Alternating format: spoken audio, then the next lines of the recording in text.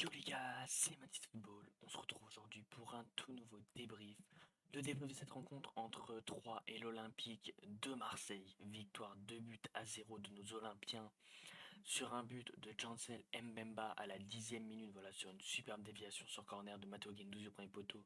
Et Chancel Mbemba qui est tout seul au deuxième pour la mettre au fond. Et ensuite, à l'entame de la deuxième période, au bout de 33 secondes de jeu, les gars, hyper rapide. Voilà, le deuxième but signé Jordan Verretou après un super centre de Cengiz Under. Donc au niveau de la compo, les mecs, on avait le droit à Paolo Lopez dans les cages, voilà, comme d'habitude. Paolo Lopez qui n'a pas été impérial sur ce match-là parce qu'il a vraiment pas eu grand-chose à faire, même rien du tout. Mais voilà, je pense qu'au pied, quand même, il est toujours super bon, ça fait plaisir de l'avoir. La charnière, c'était Balerdi, Gigot, Mbemba. Mbemba, on connaît, encore une fois, voilà, il a marqué, mais c'est taille patron comme d'habitude, les mecs, hein.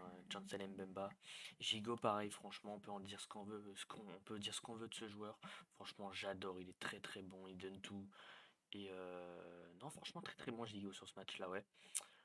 Balerdi, les mecs, ouais, c'est pareil, franchement, Balerdi qui s'aguerrit de jour en jour, de match en match, et qui devient de mieux en mieux. Ensuite, on avait le droit au piston Kolasinac et Issa Kabore. Kolasinac qui a fait un super match en tant que piston. On le sent que depuis le début de l'année, voilà, il est beaucoup plus en jambes. Donc ça fait plaisir. Je pense que son but à Monaco l'a aussi bien remis. Et on voit que bah, ça a sûrement aidé, je pense, dans son humeur. Et Kabore, voilà, que je critique assez. Et là, voilà, il m'a un peu fait mentir. Franchement, j'ai adoré son match. Après, je rejouais aussi contre son ancien club. Donc je pense qu'il avait aussi une petite niaque d'être mieux que d'habitude. Mais Kabori qui a fait un super match. Franchement, ça fait plaisir de le voir comme ça. Notre tandem au milieu, Verretou, Rongier, ça bouge pas les mecs. Rongier, franchement, de mieux en mieux, pareil. Il récupère, il se projette, il est bon dans tous les compartiments du jeu. Il a pas peur de son jeu, il est sûr techniquement. Donc franchement, ça fait plaisir à voir. Et Verretou, c'est un peu dans le même style. Mais il se projette beaucoup plus. Et c'est lui qui va mettre ce deuxième but en se projetant au point de pénalty. Donc c'est super bien joué, voilà. Et puis on critiquait beaucoup en fait au début de saison Verretou Rongier parce qu'il n'y avait pas beaucoup d'occasions avec ces deux-là. Mais là il s'avère que voilà de jour en jour ça s'améliore pour ces deux milieux. On avait le droit à deux milieux offensifs, donc Guendouzi et Under. Donc on sait que Igor Tudor met souvent Guendouzi en tant que milieu offensif. Ça paye franchement. Voilà, Guendouzi c'est pas celui qui est le mieux dans le dernier geste. Mais là je pense voilà qu'il a fait un bon match. Under, voilà, de mieux en mieux, pareil, les mecs, depuis la reprise contre Toulouse. Franchement, il est beaucoup trop fort, Under. Il n'y a rien à dire sur toutes ses prises de balles, il apporte du danger. On a ensuite eu Alexis Sanchez, voilà, beaucoup moins en vue, les mecs. Alexis Sanchez, voilà, de match en match qui s'éteint. On sent qu'il n'est pas heureux. Franchement, je trouve vraiment qu'il n'est pas heureux. Il continue à tout donner, mais quand il sort, souvent, on le voit qu'il n'est pas heureux. Donc ça fait un peu chier quand même pour Alexis Sanchez. Mais bon, voilà, est-ce qu'il redescendra pas après si on recrute un numéro 9? Ça sera à suivre sur la suite. Donc ensuite, voilà, on a eu les entrées de Pabgui à la place de Kolasinac qui a fait, je pourrais pas dire grand-chose. Voilà, il est rentré pour un quart d'heure de jeu. Bamba Dieng qui a remplacé Sanchez, pareil, il n'a pas eu grand-chose à faire non plus.